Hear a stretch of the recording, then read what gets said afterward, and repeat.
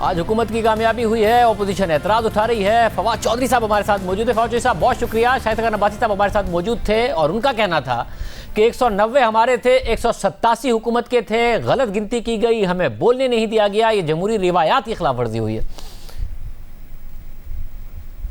देखिए, ये तो बिल्कुल ही बच्चों वाली बात है। ये तो एक जो काउंटिंग का प्रोसेस होता है वो ओपन होता है और उसमें 10 वोट हुकूमत के ज्यादा थे, काउंटिंग हुई थी, उनके कहने पे काउंटिंग हुई। ज्यादातर उनकी जो बातें थी वो मेरा ख्याल है कि क्लूलेस भी थी और उसमें कोई वजन भी नहीं था। मिसाल के तौर के ऊपर जब रजा रबानी साहब ने जजमेंट कोट कर दी इस्लामाबाद हाई कोर्ट की और बिल्कुल गलत कोट कर दी कि बाबर अवान साहब पेश नहीं कर सकते, उसके ऊपर फिर आर्टिकल 57 जब पढ़ा तो वाजे हुआ कि रजा रबानी साहब गलत कह रहे हैं और फिर वो जो जजमेंट है उसमें से भी कोई कोर्ट नहीं दे सके। ज्यादातर अपोजिशन का रवैया ये था कि वक्त ज़ाया हो, लंबा हो और जिद वाली बात थी। कोई खास अपोजिशन का कोई तैयारी नहीं थी, कोई उनका ऑल्टरनेटिव पॉइंट ऑफ व्यू नहीं था, बस वक्त ज़ाया करने वाली बात। ऐसा था उनका मुतबादिल पॉइंट ऑफ व्यू और वो ये था कि जो फैटफ है उसमें तो हमने हुकूमत के साथ भरपूर ताउन किया है, 7 बिल हमने बेहतर किए, हुकूमत के बिल इतने अच्छे नहीं थे फैटफ के हवाले से। ये ताल्लुक फैटफ से नहीं था। हुकूमत चाहती है मनी लॉन्ड्रिंग की आड़ में नैब को ताकतवर करे और जिस तरीके से फिर कोई बिजनेसमैन महफूज नहीं रहेगा, नैब उन्हें उसी तरीके से गिरफ्तार कर लेगा, मजिस्ट्रेट को नहीं बताया जाएगा, 24 घंटे के अंदर बताया जाए अगर किसी को भी गिरफ्तार किया जाए, ये सारी चीजें की जाए, ये हमारा एतराज था। देखिए, पहली बात तो यह है कि सारा जो अपोजिशन का एम्फेसिस है वो 2 बातों के ऊपर है। वो ये है कि जो नैब, ये जो मनी लॉन्ड्रिंग है, इसको आप काबिले दस्त अंदाज पुलिस जुर्म करार ना दें और नैब की जुरिस्डिक्शन जो है उसको आउट किया जाए। इन 2 चीजों के अलावा बाकी चीजों पर बाकी अपोजिशन को कोई एतराज नहीं है। लेकिन जो ये 2 चीजें हैं ये बुनियादी बातें हैं मनी लॉन्ड्रिंग के हवाले से। अब इसमें मसला जो उनको लगता है वो ये है कि शहबाज शरीफ साहब के ऊपर, आसिफ जरदारी के ऊपर सारे जो मुकदमात हैं वो मनी लॉन्ड्रिंग के हैं। अब उनको लगता है कि नैब जो है वो उनके केसेस की तहकीकात जो है वो ना करे और वो पुलिस को भी इस मामले में अलहदा रखना चाहते हैं, जिसकी वजह से ये सारा झगड़ा जो है वो हुआ है। तो बुनियादी तौर के ऊपर अपोजिशन का सारा बयानिया या नैरेटिव या एहतजाज इस बात के ऊपर है कि मनी लॉन्ड्रिंग को काबिले दस्तंदाजी पुलिस करार न दिया। मगर आसिफ जरदारी, शहबाज शरीफ पर तो नैब का कानून वैसे ही अप्लाई होता है, एमएनएज, एमपीएज और पब्लिक ऑफिस होल्डर्स पर, उनके केस पर तो फर्क पड़ना नहीं था। वो तो ये कह रहे हैं कि किसी भी बिजनेसमैन के खिलाफ ये कानून अगर इस्तेमाल भी हो तो फिर नैब का जो ऑर्डिनेंस है वो ना अप्लाई हो, कि वो किसी भी पब्लिक ऑफिस होल्डर से लिंक करें और फिर बिजनेस को की हैरेसमेंट हो रही हो, 24 घंटे के अंदर गिरफ्तारी की वजह उनको बताई जाए, मजिस्ट्रेट से पूछकर उनको गिरफ्तार किया जाए। आपकी तो खुद की हुकूमत की पोजीशन रही थी कि बिजनेस कम्युनिटी को नहीं तंग करना चाहिए नैब को, और आप ऑर्डिनेंस लेकर आए थे। नहीं, लेकिन जो इस वक्त मनी लॉन्ड्रिंग एक्ट के तहत जो है वो नहीं है ना। अगर आप नैब की जुरिस्डिक्शन उसमें से निकाल देते हैं तो फिर मनी लॉन्ड्रिंग एक्ट नहीं अप्लाई होता। तो उनको शक है। वैसे अभी भी ये जो मनी लॉन्ड्रिंग एक्ट है ये बुनियादी तौर के ऊपर तो सिक्योरिटी के हवाले से है। असल में हुआ ये है, इसकी बैकग्राउंड कुछ इस तरह से है कि ये 1991 में एक कानून लेके आए नवाज शरीफ की हुकूमत, जिसके बाद इन्होंने ये कहा कि बाहर से आने वाली कोई भी जो तफसीलात ज़र है उनके ऊपर सवाल नहीं पूछा जाएगा। उसके बाद ये जरदारी साहब ने भी और नवाज शरीफ साहब ने भी जो बुनियादी काम किया वो यही किया कि यहाँ से पैसे कमाए, उनको बाहर भेजा और बाहर से वापस मंगवा लिए। अब ये जो सारे केसेस हैं या जो इनके ऊपर सारे मुकदमात हैं वो पैसे बाहर भी बहुत सारे रखे।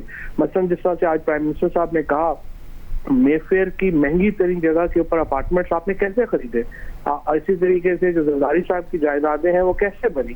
तो ये जो सारे एक्चुअली पैसा था वो बाहर भी रखा गया और उसको वापस भी मंगवाया गया और उसको महफूज बनाने के लिए सारे इक़दार हैं, उसके अलावा कोई प्रॉब्लम नहीं। मतलब अगर टीटीज के जरिए पैसे वापस लाने का इल्जाम तो बहुत सारे ऐसे लोग हैं जो हुकूमत में मौजूद हैं, वज़रा पर भी है, उनकी तहकीकात आगे नहीं बढ़ रही, अरबों रुपए का उन पर इल्जाम है। वज़ीर आज़म ने आज भारत की भी एक हवाले से मिसाल दी मनी लॉन्ड्रिंग के हवाले से, वो जरा देखिए।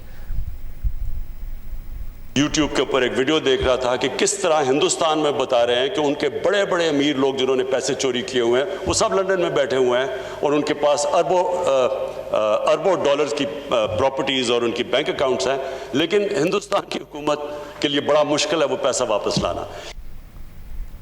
साहब, भारत में भी लोग मनी लॉन्ड्रिंग करके अगर पैसा बाहर लेके गए तो वज़ीर आज़म जो बार बार कहते हैं कि जी इन्होंने बाहर जो पैसे जायदाद रखी है इसलिए ये नहीं चाहते, और फैटिफ से उसको जोड़ते हैं, तो भारत में भी तो इतना अरबों डॉलर की मनी लॉन्ड्रिंग का खुद बता रहे हैं वज़ीर आज़म ने यूट्यूब पे देखा है, वो क्यों नहीं गए फैटिफ की ग्रे लिस्ट में, उन्हें क्यों नहीं खतरा ब्लैक लिस्ट में जाने का?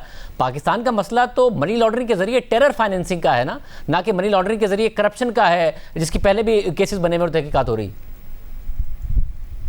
नहीं, हमारे साथ तो डबल एज हुआ ना। हमने जब ये कवानीन बनाए तो उसके साथ जो टेरर फाइनेंसिंग है उन लोगों ने भी उससे फायदा उठाया। जब आप कवानीन को इस तरह से डिजाइन करेंगे कि पाकिस्तान में जो बादशाह है अगर वही फैसला कर ले कि उसने कवानीन ऐसे बनाने हैं जिससे वो पैसे बना सके बाहर, तो फिर जाहिर है उससे बाकी लोगों ने भी फायदा उठाया। तो पाकिस्तान में जो टेरर फाइनेंसिंग है उसका भी इन्हीं जो लूप होल्स हैं उनसे फायदा उठाया गया। वजीर आजम तो स्पेसिफिकली खास तौर से जोड़ते हैं ना कि जी ओपोजिशन की इसका मसला है इसलिए मनी लॉन्ड्रिंग के खिलाफ कानून नहीं चाहते और फैटिफ में पाकिस्तान को कराए। तो फैटिफ का मसला इस मनी लॉन्ड्रिंग का तो नहीं है, अगर ये है भी तो फैटिफ का मसला तो है, दुनिया का मुकदमा ये है कि जी पाकिस्तान में अगर मनी लॉन्ड्रिंग हुई है तो वो टेरर फाइनेंसिंग के लिए इस्तेमाल हुई। ये बात आपकी बिल्कुल सही है कि जो मेन फोकस है वो टेरर फाइनेंसिंग के ऊपर है, और इसका भी ये ज्यादा वैसे पोजीशन घबराई हुई है। हालांकि इसका मकसद जो है वो पॉलिटिकल फाइनेंसिंग से ज्यादा जो है वो टेरर फाइनेंसिंग रोकना है, और वही उसके ऊपर जो है वो ये कानून लागू होगा। वज़ीर आज एक और अहम बात हुई, तेरे वज़ीर आज़म की अपनी पोजीशन थी कि बड़ी सख्त से सख्त सज़ा दें, चौक पे लटका दें, कुछ वफाकी वज़रा भी ये कह रहे थे, बट आपने और शेरी मज़ारी साहिबा ने एक बड़ी क्लियर पोजीशन ली कि भाई पहले कन्विक्शन रेट तो बेहतर कर दें, 3% लोगों को तो सज़ाएं होती हैं और हम बात कर रहे हैं कि चौक पे लटका दें और ये सारी चीज़ें, अदालती निज़ाम को बेहतर कर दें, ख़वातीन के लिए पुलिस निज़ाम को बेहतर कर दें। आज वज़ीर आज़म ने ज़रा आगे बढ़ के बात की है सज़ाओं से, वो ज़रा आवाम को दिखा दो फिर आपसे सवाल करते हैं। ये बिल तैयार हो रहा है, ये आपके सामने चंद दिनों में हम पेश करेंगे।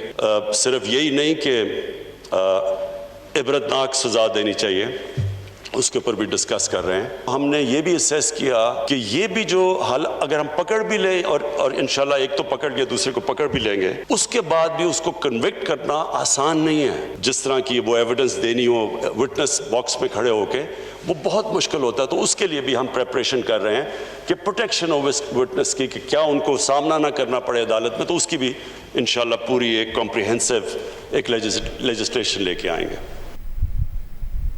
और सब ये अहम बात है कि कम से कम डिबेट आगे बढ़ी है कि ये जो इस किस्म के मुकदमात होते हैं, गैंग रेप के मुकदमात होते हैं, रेप के मुकदमात होते हैं, अब ये एक्सपेक्ट किया जाए कि डिबेट कम से कम आगे बढ़ेगी। वो जो चौक पर लटका दो सख्त से सख्त सज़ा से, कि भाई ये यकीनी बनाया जाए सज़ा को, या यहाँ पर डिबेट जाएगी? बिल्कुल, प्राइम मिनिस्टर साहब ने बड़ा इसके ऊपर एक वाज़ेह स्टैंड दिया है। I am very happy. मैंने जो 3-4 तजावीज़ पेश की थी वो भी मैंने पीएम साहब के सामने रखी हैं और उन्होंने कहा कि ये बातें बिल्कुल ठीक हैं। मिसाल मैंने कहा कि जो गैंग ये जो रेप केसेस हैं इसकी इन्वेस्टिगेशन जो है वो खवातीन अफसरान को करनी चाहिए और मर्द उनको मावनत जो है वो कर सकते हैं। इसी तरीके से हम अपनी एक एक्सरसाइज कर रहे हैं जिसमें हम रेप की जो DNA किट्स हैं ये हम पाकिस्तान में बनाना चाहते हैं ताकि वो सस्ती हों। तीसरा ये है कि आपकी जो कन्विक्शन रेट्स हैं उनको बढ़ाने के लिए जो एविडेंस कलेक्शन की इससे ज़ाहिर है सलाहियत जो है वो बढ़ेगी। फिर चौथा इंपॉर्टेंट बात जो पीएम साहब ने और भी बात की है, उन्होंने कहा रिपोर्टिंग नहीं है। देखें, जब तक आप इसको एक तशद्दुद के तौर पे नहीं देंगे और जो इसका जुल्म का शिकार हुई है खातून, वो अगर उसको विक्टिम शेमिंग होगी तो वो फिर ज़ाहिर रिपोर्टिंग नहीं होगी। तो प्राइम मिनिस्टर साहब ने 2 बहुत इंपॉर्टेंट बातें की हैं। उन्होंने कहा कि रिपोर्टिंग नहीं हो रही और कन्विक्शन नहीं हो रही, और ये 2 बुनियाद हैं हमारे किसी भी और जब हम लेजिस्लेटिव रिफॉर्म लेके आएंगे उसका जो बुनियाद है वो ये 2 चीज़।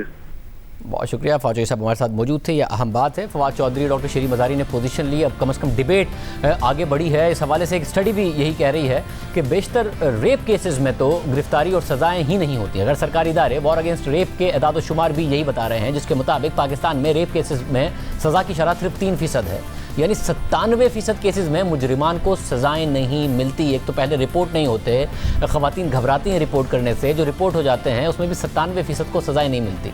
तो जब शरह कन्विक्शन की 3% हो तो ऐसे जराइम की रोकथाम कैसे मुमकिन होगी? कानून मौजूद है, अमल दरामद नहीं हो रहा है। खामियां कहाँ हैं ये एदाद शुमार इस जानिब तवज्जो दिला रहे हैं कि सरेआम सज़ा का मामला जो है उससे चीज़ें नहीं हल हो जाएंगी, उससे मसला नहीं हल होगा, बल्कि रेप केसेस के मुजरिमान की गिरफ्तारी और सज़ा को यकीनी बनाने की ज़रूरत है। क्योंकि बेशतर केसेस रिपोर्ट नहीं होते, जो हो जाते हैं उनमें बहुत से केसेस में गिरफ्तारियाँ और सज़ाएँ नहीं होती। इस सारे मामले में पुलिस के निज़ाम को, जस्टिस सिस्टम को बेहतर करने की ज़रूरत है।